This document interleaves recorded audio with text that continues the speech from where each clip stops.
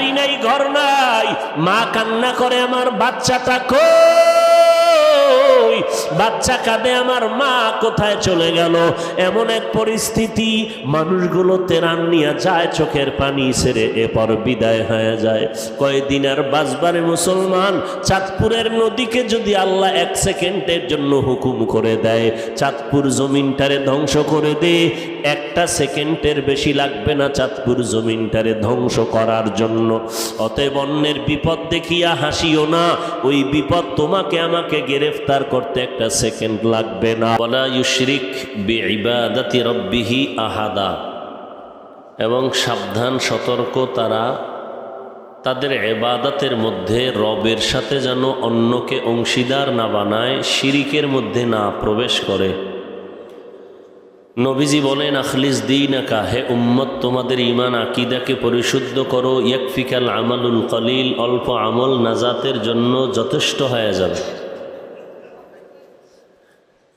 আয়াত হাদিসের মাধ্যমে যেই বিষয়টা আমাদের সামনে স্পষ্ট, সেটা হলো আমল কম হোক বেশি হোক, আমল খুব জরুরি একটা জিনিস, আমল করতেই হবে।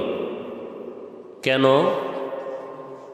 আমাদের মাকসাদ হলো আমাদের রবের সাথে মোলাকাত, আর সে রবের সাথে মোলাকাতের জন্য আগে রবের পরিচয় নেওয়া দরকার। আর ওই রবের পরিচয় পাওয়ার জন্যই আমাদের উলামায়ে আহলে হক, আহলুল্লাহ যারা, আউলিয়ায়ে কেরাম যারা, এরা আমাদেরকে দিন রাত সর্বাবস্থায় রবের পরিচয়ের দিকে তশকিল করেন, বয়ান করেন, মুরাকাবা, মুজাহাদা, মুশাহাদার সবক দেন।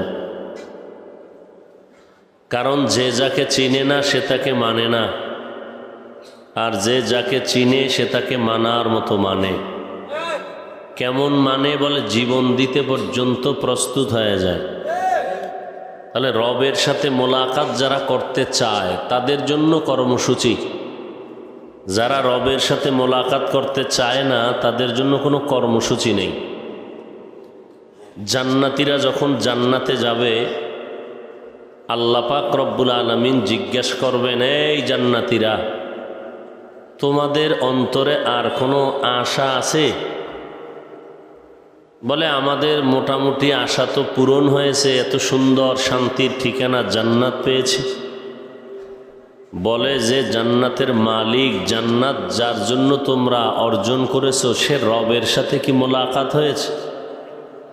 বলে, না, হয়নি। তাহলে তোমরা কি সে রবকে দেখতে চাও? বলে, হ্যাঁ, দেখতে চাই। তখন আল্লাহ ফেরেশতাকে বলবেন, সব জান্নাতীদেরকে এক জায়গায় বসাও। এরপরে আমার সামনে 70,000 নূরের পর্দা আছে, এই পর্দাগুলো উঠাইয়া দাও। পূর্ণিমার চাঁদের মতো আমার আশেকরা আমাকে দেখবে।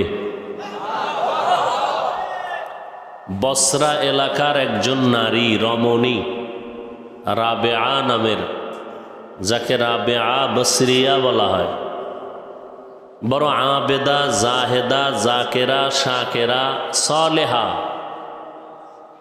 রাবেয়া বসরি, নাম শুনছেন তো আপনারা? আল্লাহ পাকের প্রচণ্ড আশেকা। তিনি একদিন এক হাতে পানি আর এক হাতে আগুন নিয়ে যাচ্ছেন, দেখে রাস্তার